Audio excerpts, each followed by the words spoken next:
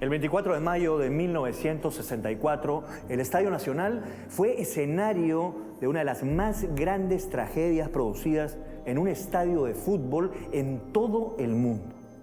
Ese día domingo, los seleccionados de Perú y Argentina se jugaban un cupo para las Olimpiadas de Tokio 1964.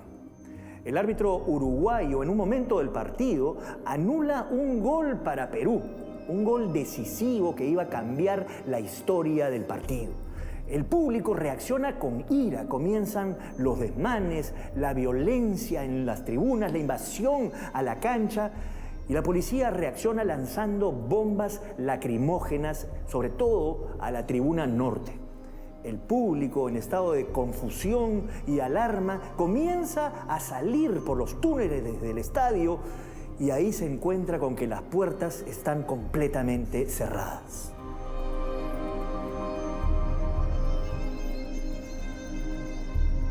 Más de 300 muertos. Una historia lamentable que hoy, 60 años después, seguimos lamentando. Hoy vamos a revisar nuevamente esta tragedia porque esto también sucedió en el Perú, desgraciadamente.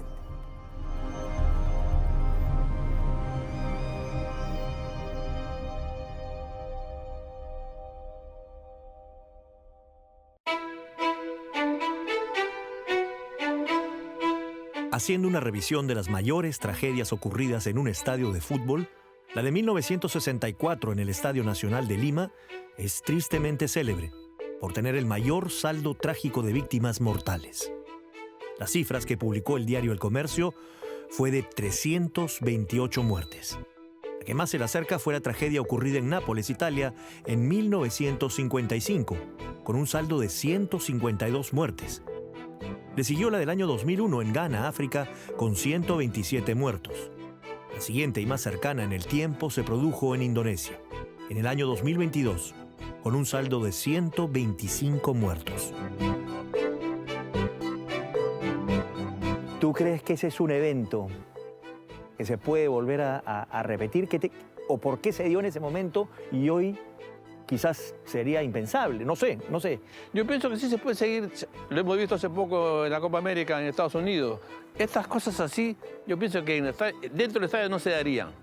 Fuera así. Y lo que pasó esa vez fue dentro del estadio. ¿Por qué? Porque las seguridades hoy día son más severas, son más rigurosas, si cabe el término. Hay un mayor control dentro del estadio. Ese día no lo hubo. Y fatalidad por las puertas cerradas. Si hay un desmanes, es en las calles. Es en las calles. Pero dentro del estadio, no. Y lo que ocurrió ese día fue dentro del estadio. Antes de sumergirnos en los hechos de la tragedia misma, hablemos del contexto histórico que vivía el Perú en aquellos tiempos.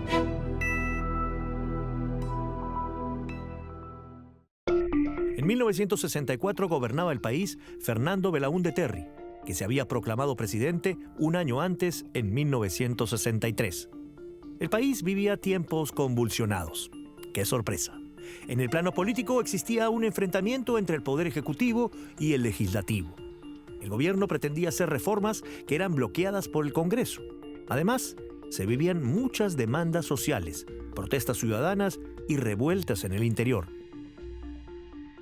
Los años 60 han sido denominados los turbulentos años 60, porque es la década en la cual se genera la crisis y la caída de lo que se ha denominado el régimen oligárquico, de muy larga duración en el Perú. En el año 1959, no hay que perder de vista que ocurre la Revolución Cubana. Entonces la década se inicia con el triunfo de Cuba, de Fidel Castro en Cuba, y con el impacto que tiene él sobre la juventud universitaria, sobre el movimiento sindical, etcétera, etcétera. El golpe militar del año 61 es el año 62. Un golpe militar que es el primer golpe institucional de las Fuerzas Armadas, que es un antecedente al golpe de Velasco, porque es un golpe militar progresista, podríamos llamarlo a la distancia, que evita que la alianza entre el odrismo y el aprismo ganen las elecciones, y entonces hay un golpe militar un año y nuevos procesos electorales. Entonces, toda la década es una década de polarización, de confrontación, de mucha discusión y de antagonismos sociales y políticos, que termina al final de la década con el golpe de Velasco Alvarado en el año 68. En el ambiente político de ese tiempo, esos años 60, era un Perú muy convulsionado, casi como el día de hoy, a pesar de los años que han pasado y estar en un nuevo siglo. Que te digo, había una Confederación General de Trabajadores del Perú, la CGTP, tan fuerte como la CGT de Argentina, donde la CGTP decía algo y se paralizaba el país. Tenía un aliado, la Federación de Empleados Bancarios, que la Federación de Empleados Bancarios decía huelga, y ningún banco, los pocos bancos que había en ese tiempo, Gonzalo, paralizaban.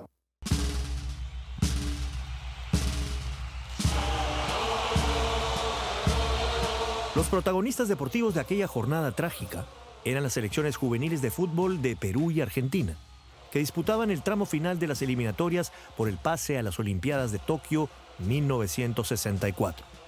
Perú llegaba con opciones. Había jugado 3 partidos y tenía 5 puntos, con 2 victorias y un empate. Argentina tenía 4 partidos jugados y todos los había ganado. Otro equipo en disputa era Brasil, que también tenía 5 puntos. El escenario del partido era el flamante Estadio Nacional de Lima, inaugurado 12 años atrás, en 1952, en tiempos del general Manuel Odría. El estadio era como el lugar, fue presentado así como el espacio de la modernidad. Además lo comparaban con otros estadios monumentales que fueron construidos en esa época. El Maracaná, etcétera, etcétera. Digamos, si uno mira los años de la construcción y de los estadios monumentales en América Latina, es en esa época, en los años 60, 50, 60, donde así como en la arquitectura, ¿no?, hay la monumentalidad en el deporte, y el Estadio Nacional fue construido con ese fin de exaltar esta monumentalidad y también el nacionalismo de un gobierno que jugaba mucho con el nacionalismo peruano, como era el gobierno de el general Manuel A. Odría. Perú tenía entre sus filas a un jovencísimo Héctor Chumpitaz, que acababa de cumplir 20 años. Jugaba aún en un equipo de la segunda división llamado Unidad Vecinal número 3. También estaba el chinchano Víctor Quilo Lobatón, puntero izquierdo quimboso y de buen remate que ya jugaba en Universitario. El capitán del equipo era el volante Luis Zavala, que también jugaba en la U, y Enrique Casareto, de las filas del Atlético Grau de Piura. El arquero era Barrantes, después estaba Casareto, estaba La Rosa. Había un interior que fue muy bueno, que no se le recuerda mucho, Zavala, Luis Zavala.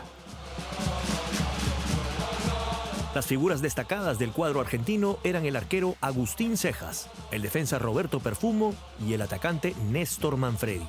El árbitro era el uruguayo Ángel Eduardo Pasos. Lo que desencadenó la tragedia de 1964 fue la invasión del campo por personas ajenas al encuentro, la violencia que se generó a raíz de eso y la posterior incapacidad de las fuerzas del orden para controlar los desmanes. Pero la violencia en los estadios no surgió en 1964, sino que venía de mucho tiempo atrás. 2 meses antes del partido entre Perú y Argentina, en un amistoso entre el Santos de Brasil y el Alianza Lima, se produjo un conato de bronca y a la vez una invasión de cancha. Entonces esa situación desembocó en desórdenes callejeros. Anteriormente, por ejemplo, en el Sudamericano del 57 hubo repetidas invasiones de cancha en las que ya se citaba a Víctor Vázquez Campos, el Negro Bomba, como uno de los invasores al campo de juego.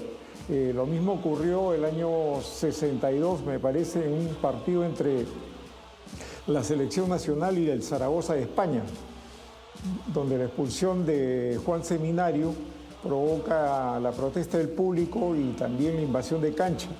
En esa oportunidad se apeló a abrir los grifos de agua y eso bastó para que la gente que había ingresado al campo de juego se retirara a las tribunas.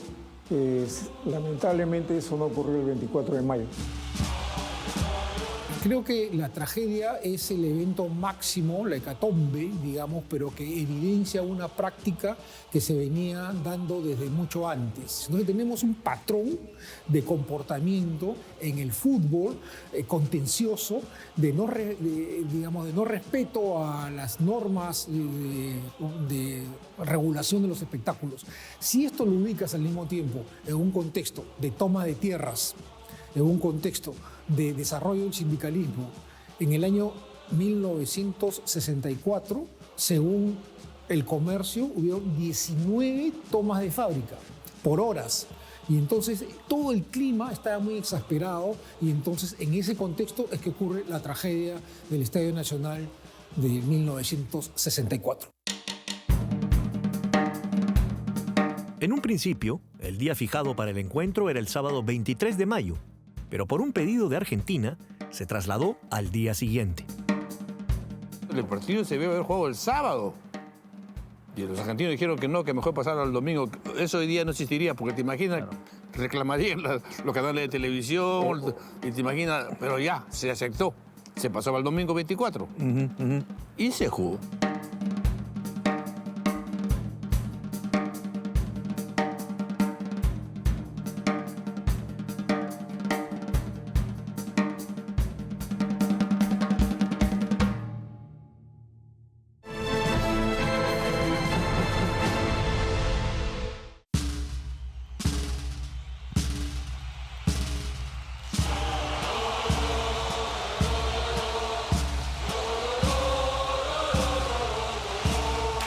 El 24 de mayo de 1964 no solamente se dio este famoso encuentro entre Perú y Argentina, sino también se corrieron las famosas 6 horas peruanas, un circuito automovilístico que en esa época se daba alrededor de aquí, del campo de Marte.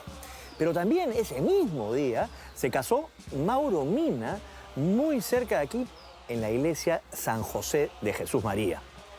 Según refiere el periodista Efraín Rúa en su libro El Gol de la Muerte, que dicho sea de paso fue una fuente importantísima para crear este programa, se enviaron solamente 134 efectivos, 20 de ellos a caballo y 9 con perros entrenados.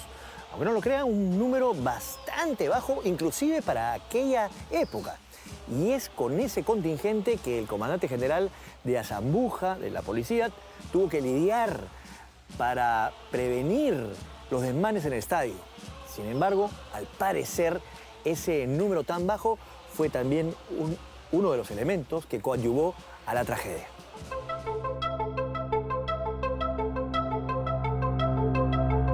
La policía intentó justificar la escasa dotación policial ese día, argumentando que había varios acontecimientos deportivos, ¿no?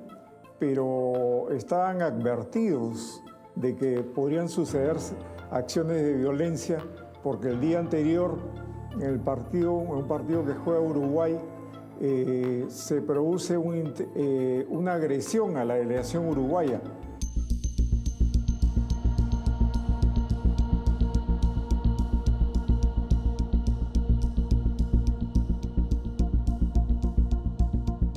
El partido se inició a las 3:30 de la tarde, pero la gente empezó a llegar desde muy temprano. El estadio estaba abarrotado de espectadores.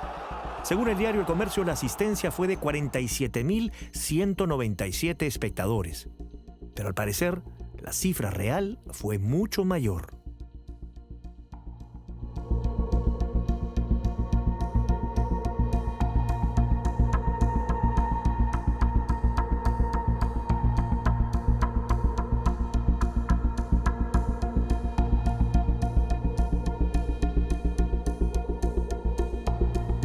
Era domingo, tenía entrada para el fútbol, Occidente Alta, viví en el Callao, tomé el tranvía que venía por toda la Colonial y me bajé acá frente al estadio, ¿no? El tranvía que iba hasta Chorrillos. Claro. Y entré y de repente me vi sentado en Occidente Alta donde me correspondía, en la parte de arriba.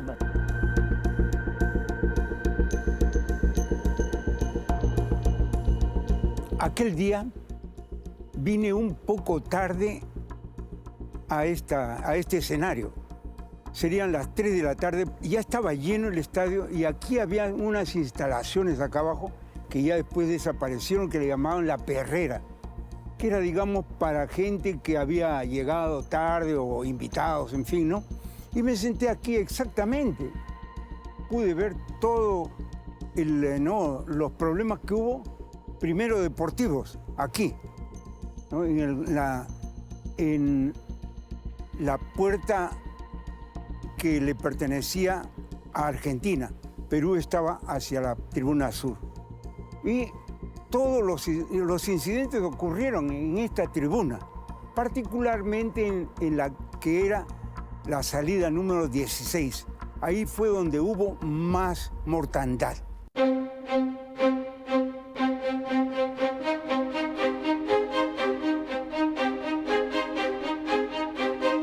El primer tiempo terminó igualado 0-0. En el segundo tiempo, Argentina abrió la cuenta con un remate de Néstor Manfredi, 1-0. Pero a pocos minutos de la culminación del partido, Víctor Quilo Lobatón remató un disparo que disputó con el defensor Horacio Morales. El árbitro uruguayo Ángel Eduardo Pasos invalidó el gol por jugada peligrosa, debido a una supuesta plancha del delantero peruano. Perdíamos con un gol argentino Manfredi. Y se dio una jugada por el sector izquierdo en la que fue a disputar la pelota Víctor, le decían el Quilo Lobatón, ¿no? Y él aprovecha un rechazo de Agustín Cejas y convierte el gol, que era importantísimo, muy valioso para nosotros. Sorprendentemente, un árbitro que ya había arbitrado anteriormente en el Perú, Ángel Pasos, uruguayo, lo anula el gol. Y esto provocó una protesta del público, porque era un gol decisivo, evidentemente muy dudoso, y para nosotros era un gol legítimo.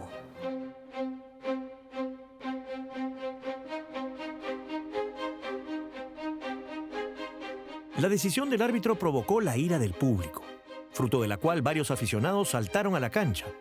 Uno de ellos, y quizás el personaje más conocido dentro de toda esta historia, fue Víctor Melesio Vázquez Campos, más conocido como el Negro Bomba. Víctor era un asiduo concurrente al Estadio Nacional. Él estaba identificado con la casaquilla del Deportivo Municipal, un equipo muy popular en esos tiempos, y habitualmente se le encontraba en la tribuna norte del estadio. Sin embargo, ese día él fue a la tribuna de oriente gracias a unos pases de cortesía que le dieron.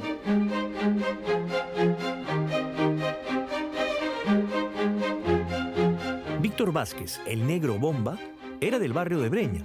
No terminó el colegio y estuvo recluido en la cárcel de menores Maranguita. Se había ganado fama como ladrón de casas, pero tuvo múltiples oficios. Se cachueleaba como guardián de un campo deportivo y ayudante de albañil. También fue guardaespaldas, o sea, chaleco del general Manuel Odría. Allí pudo codearse con gente importante. Pero su oficio más particular fue el de guardián del más famoso prostíbulo de la Lima de los años 60, el Trocadero del Callao. Más que una persona real, Víctor Melesio Vázquez, el popular Negro Bomba, parecía un personaje salido de la pluma de Vargas Llosa.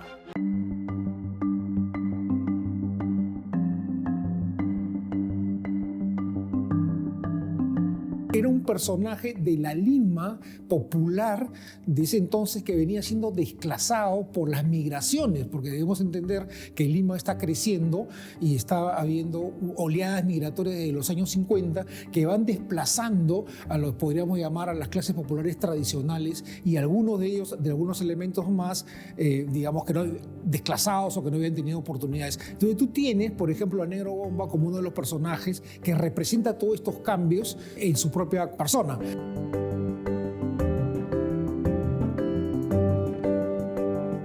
Aquí hacemos una pausa. Víctor Vázquez el llamado Negro Bomba, trepó las mallas del estadio para lanzarse hacia la cancha con la intención de agredir al árbitro. Pero la policía se lo impidió y lo detuvo.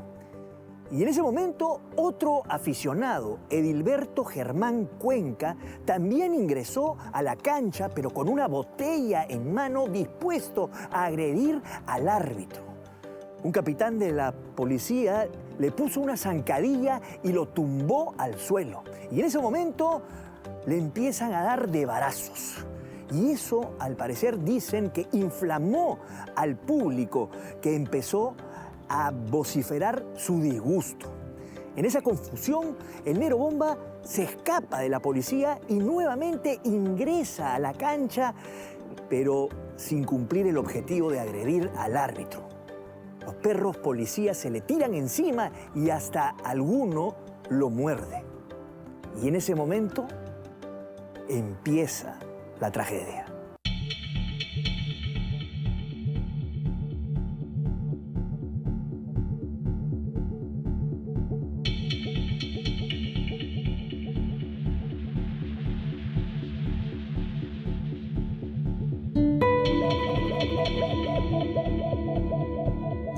En esos momentos un policía va a arrojar una bomba lacrimógena a la tribuna de Oriente, lo que va a aumentar la confusión entre la afición. En esos momentos la gente no sabe qué va a ocurrir y los jefes policiales no se detienen. Aficionados de acá de la tribuna norte, eso sí, trataban ya casi de tirarse abajo el alambrado. Fue entonces que la policía, que estaba aquí en el centro, toda se movilizó hacia ese lugar porque ya no había ningún problema en Oriente. Y empezó a lanzar bombas lacrimógenas hacia las tribunas. Bueno, y eso causó una estampida.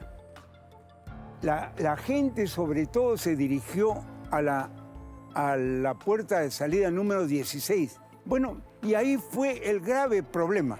Los policías arrojaron una cantidad superior a las 20 bombas lacrimógenas sobre la tribuna norte, ¿no? Esto provoca la estampida y eso va finalmente a provocar la muerte de los aficionados, pues las puertas, la mayoría de las puertas estaban cerradas.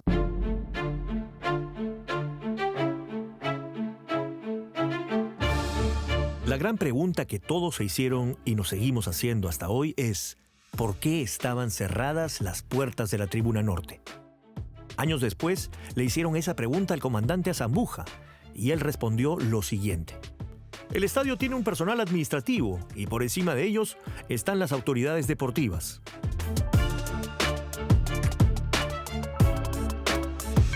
De acuerdo a la versión de un testigo, la puerta fue cerrada por la policía. El motivo lo ignoran, ¿no? Pero en el Estadio Nacional, por esa época, habían dos costumbres.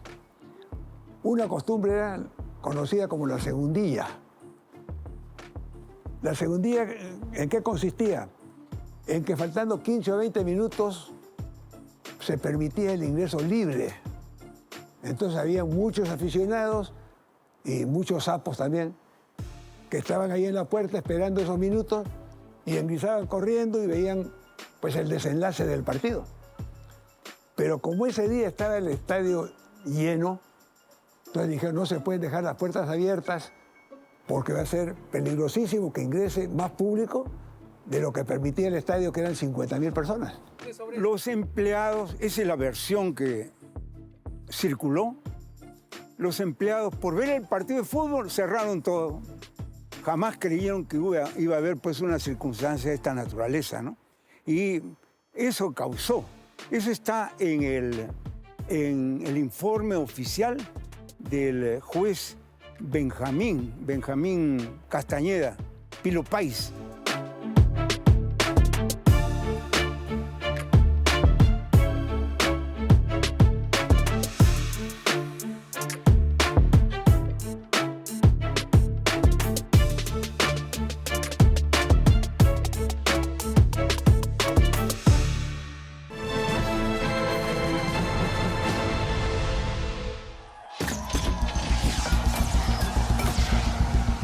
Luego del desconcierto, la invasión de cancha, la violencia, las bombas lacrimógenas, el juez del partido, el juez Pasos, declaró la suspensión del mismo. Los jugadores que estaban en la cancha luego un rato también se dirigieron al vestuario. Cuenta Chumpitaz que les prohibieron salir del vestuario, pero algunos de ellos salieron, inmediatamente regresaron y contaron que había 2 muertos. Se sorprendieron porque uno ya era demasiado, 2 muertos les parecía realmente ya una tragedia. Luego de 2 horas recién ellos pudieron abandonar el Estadio Nacional y dirigirse en autobús hacia su lugar de concentración, el centro vacacional Huampaní. Imagínense la distancia. Iban escuchando las noticias y de tanto en vez iban dando los muertos. 10, 20, 30, 50, 100. De tanto en vez, las cifras aumentaban y los jugadores se sorprendían y quedaban tristes ante este resultado. Realmente una tragedia desde ese momento. Por otro lado, cuenta el periodista Efraín Rúa que el ministro Languasco permite al juez Pasos, que se encontraba ya en el Hotel Savoy, dirigirse inmediatamente al aeropuerto para salir del país, supuestamente para evitar mayores trifulcas. Pero también eso hizo que no se pudiese tomar las declaraciones del árbitro de ese partido. Hechos que pasan.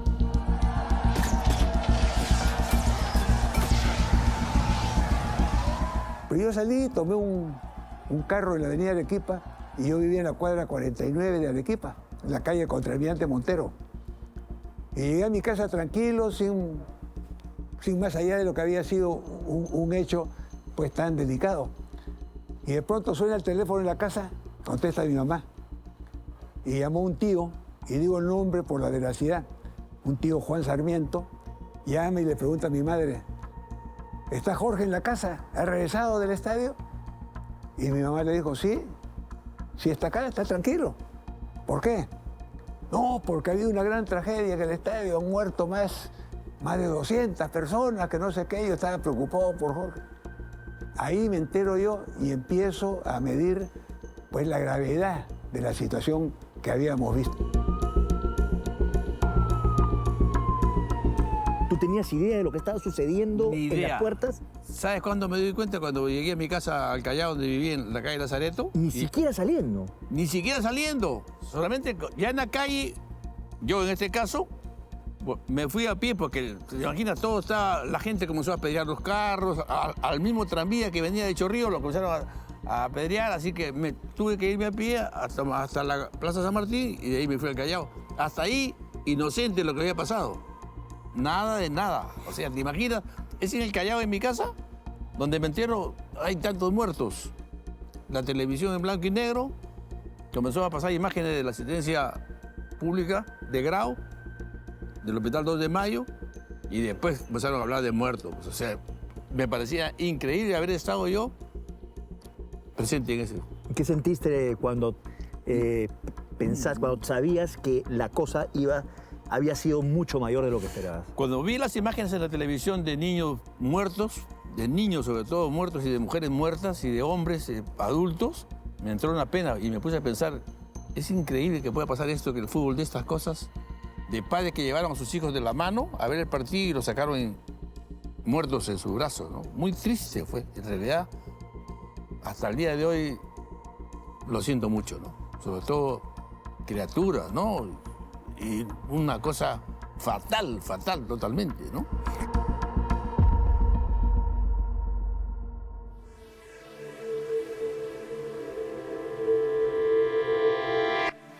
Ya conocimos a algunos de los protagonistas de toda esta historia. Los jugadores, el árbitro, los aficionados revoltosos. Pero nos falta hablar de los encargados del orden y representantes del Estado.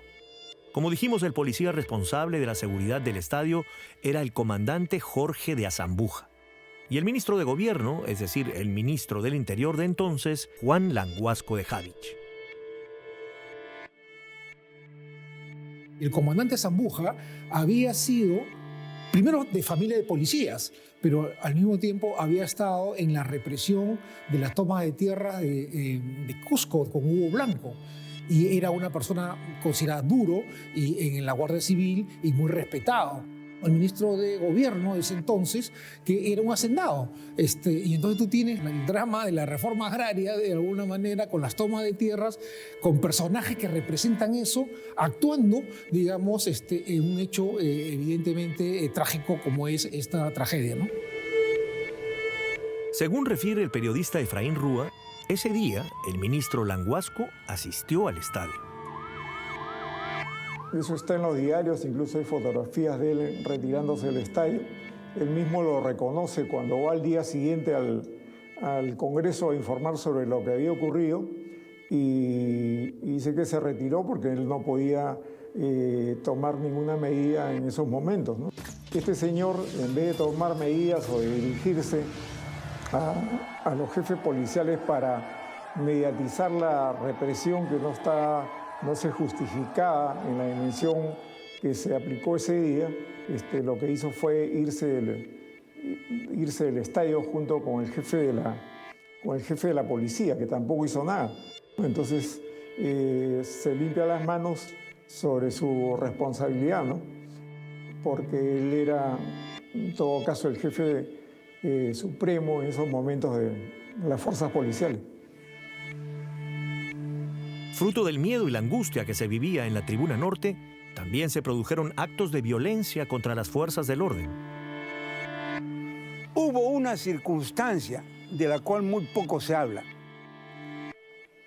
La Tribuna Norte, ahí habían unos soldados y policías que habían venido a ver el fútbol y como no tenían tampoco pues espacio en las tribunas, se quedaron ahí. Yo sí vi uno que lo agarraron y lo lanzaron hacia afuera. No vi más porque ya la gente fue ahí, ¿no? Se arremolinó arriba. Creo que por lo menos murieron 3 policías ahí que los lanzaron al otro lado, ¿no? Cayeron, son algo así como 8 pisos, ¿no? Al otro lado murieron, ¿no? Ahí. En el libro de Rúa, que es una excelente descripción, digamos, de los hechos, también se señala que ahorcan a un policía y que queman a un perro policía en las afueras del estadio, ¿no? Ahora, yo he comprobado toda esa información, está en los medios, en los periódicos de la época, ¿no?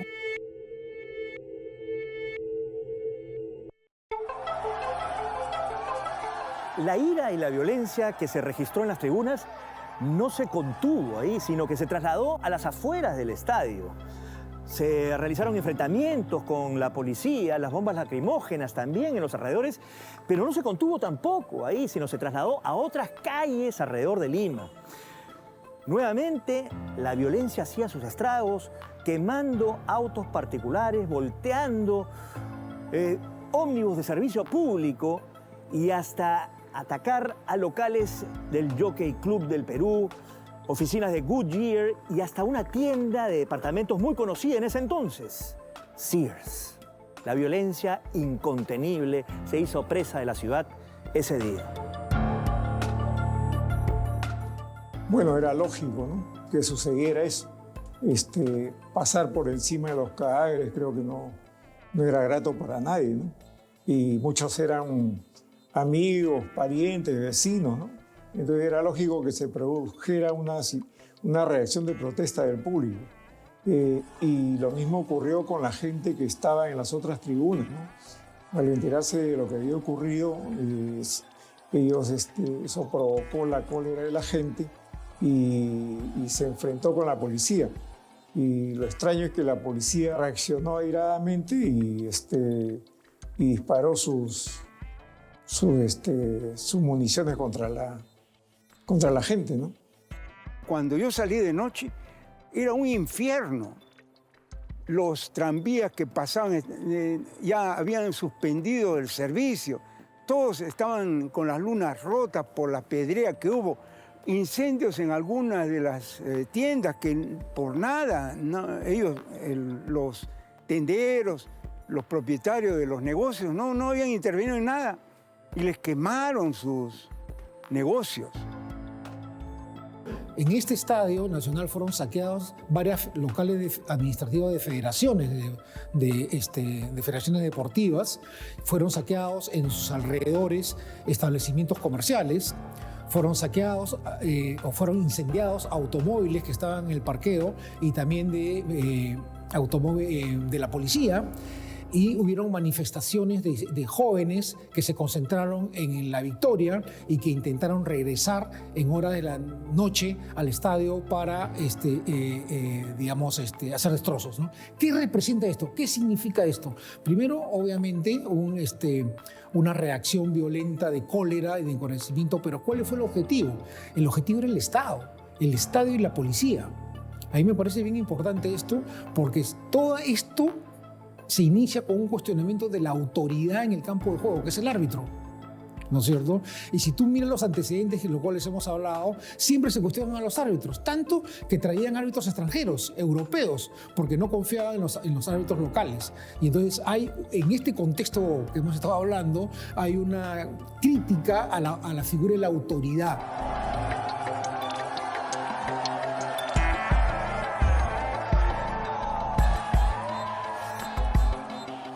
Como dijimos, las cifras que publicó el diario El Comercio fueron de 328 personas fallecidas y cientos de heridos. La mayor tragedia en un estadio de fútbol en toda la historia a nivel mundial. Cientos de personas fueron colocadas aquí en el pasto, ¿no? Eran aquellos que tenían asfixias, ¿no? Que no estaban asfixiados, sino tenían todo el humo, ¿no? De las bombas que les había afectado. Entonces los pusieron acá para que en algo tomaran aliento, ¿no? Los demás fueron siendo sacados poco a poco los cuerpos y colocados afuera de la tribuna norte, ¿no? Y fue un espectáculo dantesco. Yo nunca he visto tantos muertos como en aquella ocasión, ¿no? Muy triste fue eso.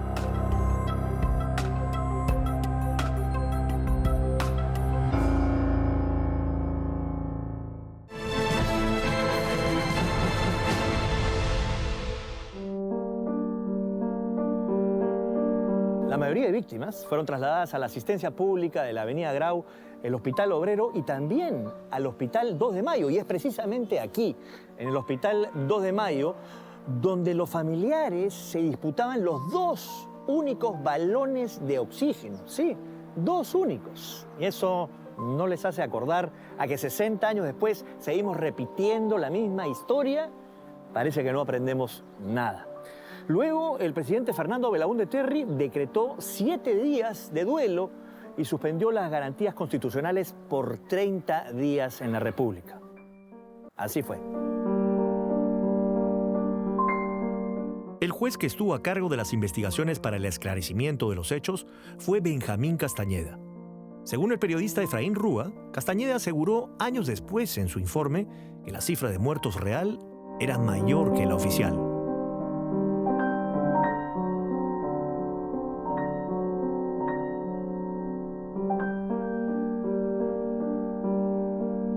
Yo tengo el testimonio en mi libro, El Gol de la Muerte, sobre diversos testigos que presenciaron los enfrentamientos con la policía en las afueras del estadio, en el Paseo de la República y acá en el Parque de la Reserva, donde cuentan que se produjeron numerosos muertos por balas, ¿no?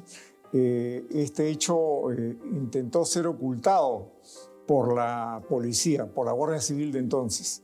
Incluso el juez Benjamín Castañeda Pilopaís, cuando hace la investigación del caso, le llega la versión de que hay muertos por balas.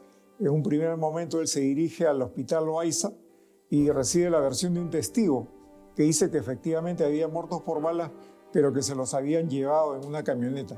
Pero lo real es que no se ha logrado evidencia de que hubieran muertos por disparos. Creo que solamente uno de los 320 y tantos muertos que se han registrado. La mayoría fueron por asfixia y aplastamiento. es decir, murieron al intentar salir con las puertas cerradas. Entonces, yo he buscado, digamos, el tema de los heridos y de los muertos y no hay ninguna familia, digamos, que salga a denunciar esto o a reclamar un cuerpo.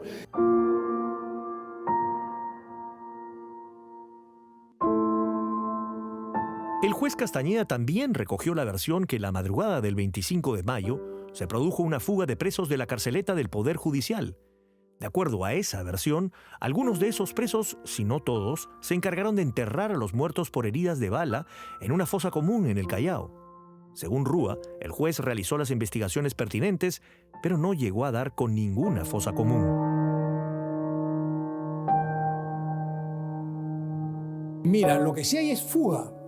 O sea, en la noche digamos, que ocurrió la tragedia, se fugaron más de 100 presos de acá, de la carceleta que estaba en Alfonso Ugarte, ¿no? Eso está en los diarios. En los diarios está, digamos, que además era aprovechando que no habían pocos policías, que a todos los policías los habían sacado para intentar controlar la ciudad, habían pocos policías y se escaparon por los techos. Un número importante de presos. De ahí a que esos presos entierren a los muertos por policía, no he encontrado por lo menos evidencia hasta el momento de que esto haya ocurrido, pero que sí se fugaron es cierto. Está en un comunicado que está en los medios de comunicación.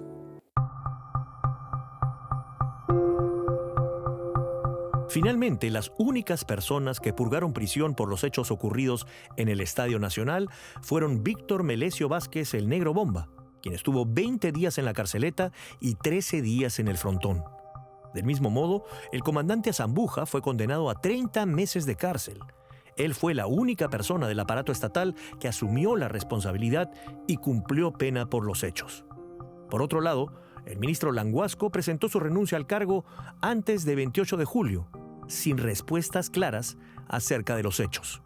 Además, el expediente del juez Castañeda se encuentra no habido.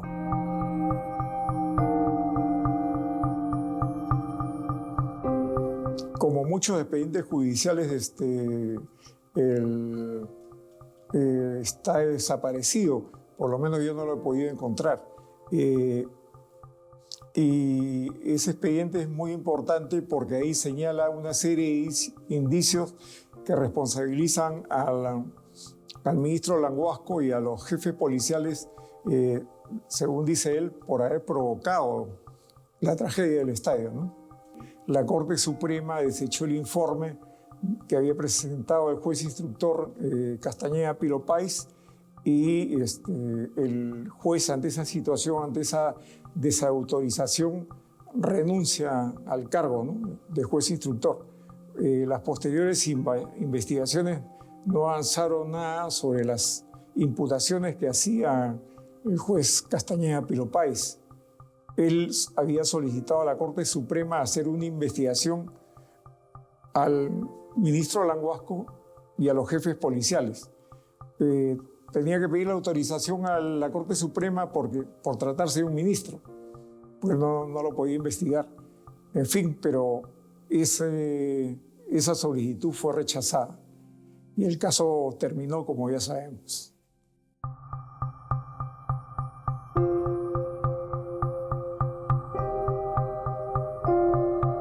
Antes de terminar, queremos añadir más detalles controvertidos. En primer lugar, según Rúa, el gobierno ordenó la suspensión de las autopsias y dispuso que se entierren los cadáveres sin previo certificado médico, con el objetivo de agilizar el entierro de los fallecidos. En segundo lugar, lo que respecta a la falta de registro de las actas de los consejos de ministros de los meses de marzo, abril, mayo y junio de 1964, así como de la sesión extraordinaria del Congreso del 25 de mayo, en la que el ministro de Gobierno, general Languasco, presentó el informe de su gestión y de la policía, ese documento tampoco existe.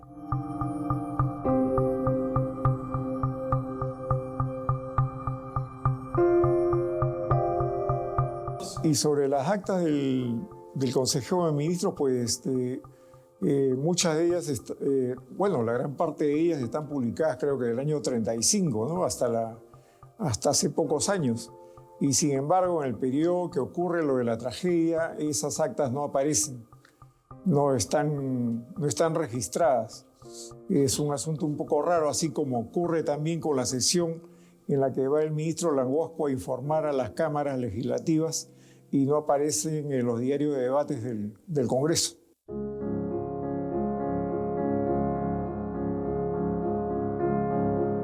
Luego de la tragedia, el preolímpico se suspendió y Argentina quedó en el primer lugar y clasificó a los Juegos Olímpicos.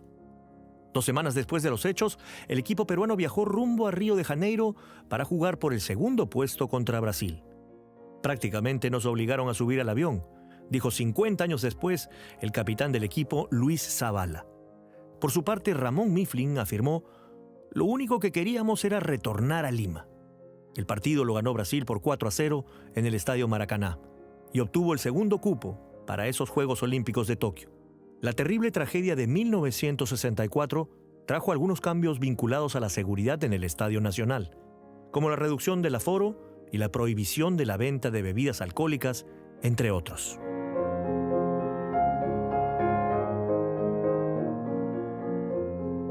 El Estadio Nacional se inaugura, o Odría inaugura el Estadio Nacional con una capacidad de 61.000 personas. El Estadio Nacional tenía 61.000 personas y se proyectaba para 80.000 personas. Esa era, digamos, los datos de la ficha inicial de inaugurar el Estadio Nacional, ¿no? Luego se va recortando, digamos, se va recortando tanto por la experiencia de lo que había sucedido, como también por el hecho que surge defensa civil. Lo primero que se hizo fue sacar la perrera, porque era muy fácil que la gente de la perrera pudiera saltar al campo de juego. Entonces ahí se va acortando hasta ahora que creo que tenemos un aforo de 42.000, 44.000 personas, que dicho sea de paso ahora, según Defensa Civil, tiene que tener un 5%, un porcentaje, digamos, de espacio de asientos no vendidos, ¿no? Que es mucho más regulado, ¿no?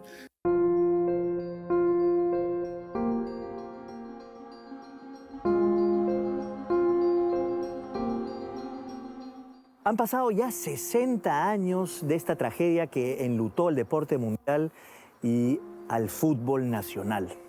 Y parece que hay patrones que hasta el día de hoy se repiten, como por ejemplo la seguridad en los recintos deportivos o la injerencia de la política en el deporte, las responsabilidades a asumir y también, en algún caso, la calidad de la atención en los hospitales, como podemos comprobar por recientes sucesos en nuestra historia, como aquella de los balones de oxígeno. Yo soy un convencido de que la historia siempre nos enseña, pero eso no siempre quiere decir que las lecciones se aprendan. Ojalá que a partir de ahora sí.